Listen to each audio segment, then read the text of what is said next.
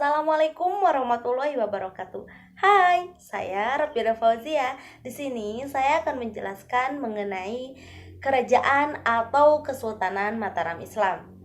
Nah, dalam mempelajari ini kita mampu mengetahui sejarah dari kerajaan Mataram Islam dan kita mampu mengetahui peninggalan-peninggalan dari kerajaan Mataram Islam.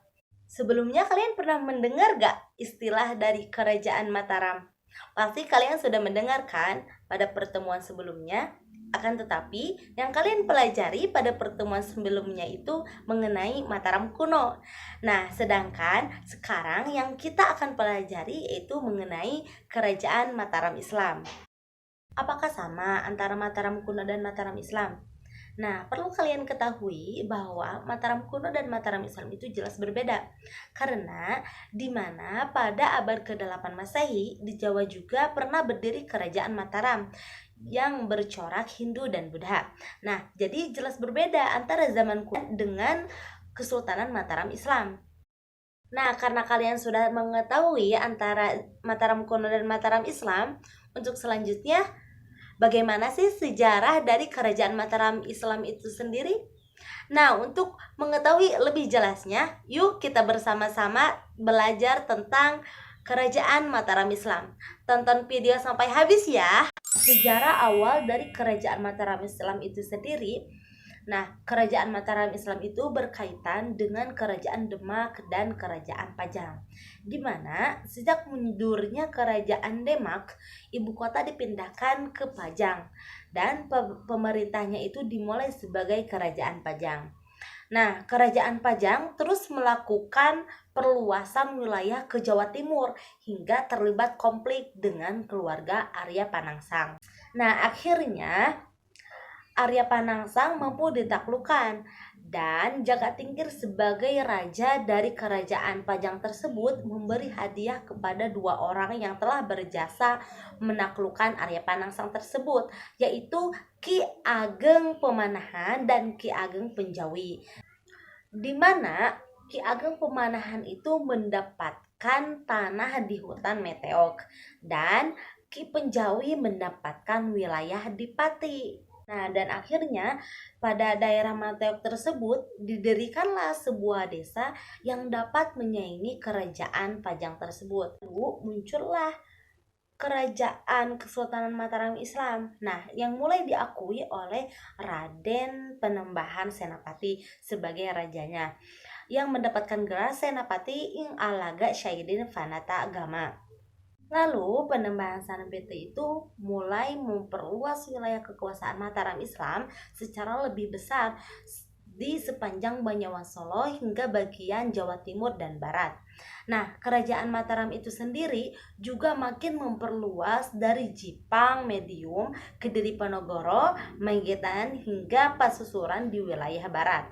Nah, pada akhirnya Penembahan Senapati itu wafat pada tahun 1601 dan dimakamkan di Kota Gede, Yogyakarta. Nah, dilanjutkan kepemimpinan kerajaan Mataramnya itu oleh Raden Mas Jolang yang bergelar Susuhan Hanyakrawati. Nah, pada tahun 1613 Raden Mas Jolang itu wafat, digantikan lagi oleh Raden Mas Rangsang atau Sultan Agung Hanyakrakusuma. Nah, pada tahun 1613 Sultan Agung itu dikenal sebagai raja terbesar Mataram sekaligus raja terakhir yang menyaksikan kejayaannya.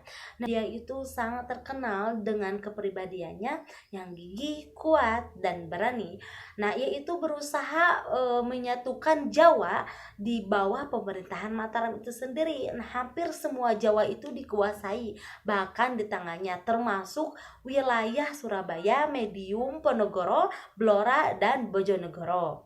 Nah, Sultan Agung ini patut menjadi contoh bagi kita sebagai peserta didik. Dalam melaksanakan pembelajaran, kita harus gigih, semangat, berani dalam bertanya, berani ke depan dalam menjelaskan materi, berani menyampaikan pendapat, sehingga kita dapat dikenal sebagai peserta didik yang baik. Nah, untuk selanjutnya, apa aja sih peninggalan-peninggalan dari kerajaan Mataram Islam itu tersendiri? Nah, peninggalan kerajaan Mataram Islam, diantaranya yang pertama itu ada Masjid Kota Gede. Nah, masjid ini adalah warisan kerajaan Mataram Islam yang dibangun pada tahun 1640. Nah, masjid ini juga sebagai pusat penyebaran agama pada saat itu. Nah, yang kedua itu adalah Merian Sagarawana dan Syuhbrata, yaitu dua senjata besar. Nah, yang ketiga itu Pertapaan Kembang Lampir.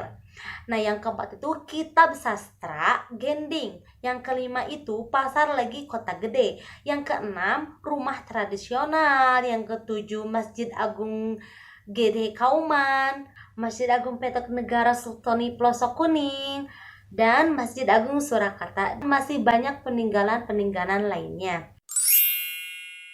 Nah, dapat disimpulkan, jadi kerajaan Mataram Islam ini merupakan sebuah negara yang berbasis Islam yang pernah berdiri di Jawa pada abad 17.